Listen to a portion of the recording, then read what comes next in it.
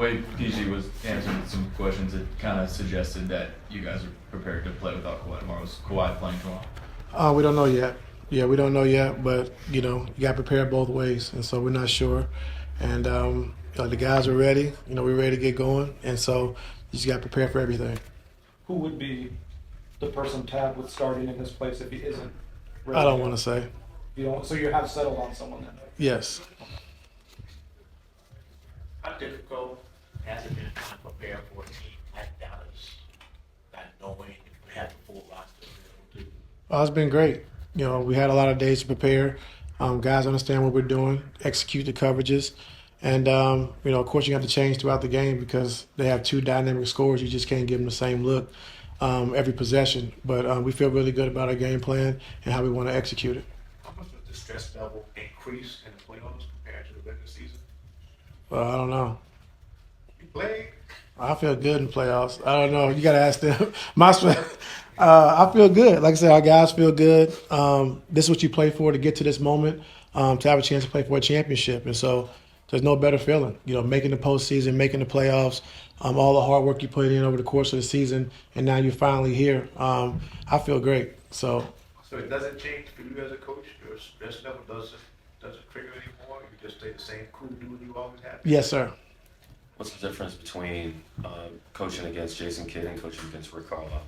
Comparing these two series. They're both great coaches, and so, there's no difference. Jay Kidd's done a phenomenal job, with this team, and they're playing the best basketball since, I think after All-Star break, and once they made that trade, they've been really, hard to beat, and so Jay Kidd's done a hell of a job, and so there ain't really no comparison. They both done a good job. What's been the key to keeping everybody locked in? Obviously, everything about Kawhi and things on social media. How have you been able to help kind of facilitate helping these guys stay focused with the task at hand? They've had sharp focus. They've been great, and so I give these guys a lot of credit for locking into the game plan, understanding what we're trying to take away, what we're willing to give up. But you don't want to give up a lot of things, but what you're willing to give up. And we go through the plays now. They know it. We ain't got to talk them through it. They know exactly where they're supposed to be, what they're supposed to do. And so that's a good feeling going into game one. Is there a level of, without Kawhi, there's going to be a lot of ball on James' shoulders. Is there something you have to say to them with the conversation with them before you guys come? Well, we don't know. There's no Kawhi. I wouldn't say that, as of right now. So, but it's on all of us. It's not just, one player, two players. It's all of us collectively doing our jobs and doing it the best we can do it. And so it's not on one or two guys. It's on everybody to produce, as well as me and the coaching staff as well. You can talk about Amir Coffey's ascension. You've been a fan of his for a long time. He's going to get a shot here, it seems like, in the rotation. Where has he grown the most, and where do you think he will have his strengths in the playoffs? He's grown confidence-wise. I think being able to have consistent minutes every single night, be able to grow as a player and make mistakes.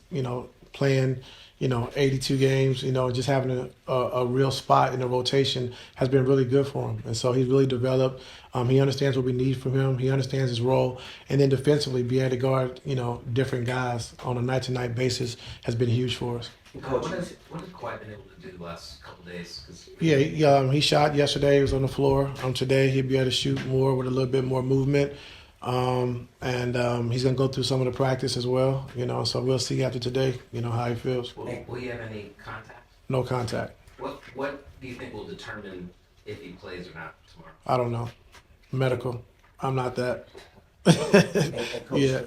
You were able to get solid wins without Kawhi against Denver and Cleveland. How much does that do for you guys' approach, you guys' psyche as they get ready to prepare for a good Dallas team if Kawhi can't go tomorrow? Yeah, if he can't go, we understand where we're at. And it was huge to get those wins, like you said, against Denver and the comeback win against Cleveland, because it's been hard for us in the past to win without Kawhi, So that was good to see, especially going down the stretch. When we need those games, we needed those wins. And for those guys to step up and play the way they did. And then also, you got to include Phoenix in that as well, So those are some huge games for us. Right. And you mentioned that your guys obviously have played well without Kawhi, but I'm sorry. Sorry, somebody. Don't worry about it. Take your time, brother. Yeah. I was playoff time, people get stressed. BT said stress. Yeah. Yeah, okay. You mentioned, I'm sorry. That's all right. You mentioned that your guys being sharp and all that stuff, but they haven't really played and since that Phoenix game, meaningful minutes. How do you keep those guys sharp and being prepared to go against Dallas tomorrow? Yeah, the practices that we have, we've been able to play a little bit, get up and down a little bit. And, I take a little bit of rust, I take health, over rust, so it's not going to last a long time. Even if they can't make a shot at a time or whatever. It's only been, 3 or 4 games. So I'm not even really worried about that part of it. I just really focus on just understanding the game plan, understanding those guys ready to execute the game plan. And what I've seen the last 3 or 4 days, they really locked in and they're able to do it. Ty, do you come into a series kind of having an idea of how many guys you want to use in a rotation? Is it kind of fluid because you don't know what's going on with Kawhi? How do you kind of approach the amount of guys you kind of want to use in a series like this to start? Like, I don't understand. Like, do you already have like an 8-man rotation in mind that you want to use? Do you have like a 9-man? 9-man rotation. Yeah, just kind of see who can play in this series. You never know until the game start, and so who can play in this series, who's struggling in this series. And so you can kind of get a feel after the first or second game, and then you can kind of start, limiting your rotation after that. So should we stick with Lawrence Frank saying Kawhi is questionable? Yes, sir. Thank you. Yes, sir. I was going to ask you, the other day, Amir. He said last question, so if I don't like it, I'm just going to get up. No. Okay, all right. The other day, Amir said in preparation for the playoffs, like, it's wartime. Is that the mentality you need out of your guys, even as early as game 1? Yes. Did you like the question? Yes. I don't believe it. Y'all have a good day.